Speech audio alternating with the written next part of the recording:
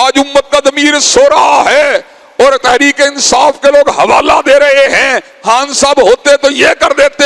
خان صاحب نے فرانس کا کیا بگاڑ لیا؟ انہوں نے تو ٹی وی کی سکرین کے پر آگے کہا تھا ہماری معاشی مجبوریاں ہیں. حضرات گرامی قدر میاں صاحب نے کیا کر لیا؟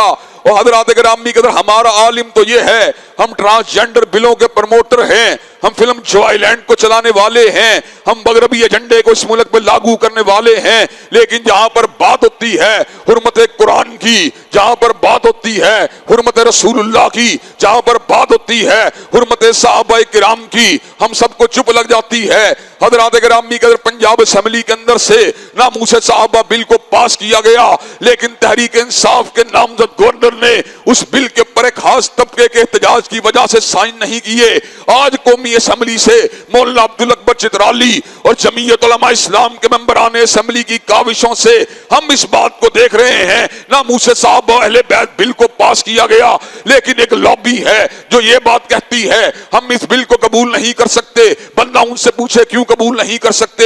کہتے ہیں ہم توہین کا ارتکاب نہیں کرتے لیکن اس بل کو ہمارے خلاف استعمال کیا جائے گا. حضرات گرامی قدر اگر ناموس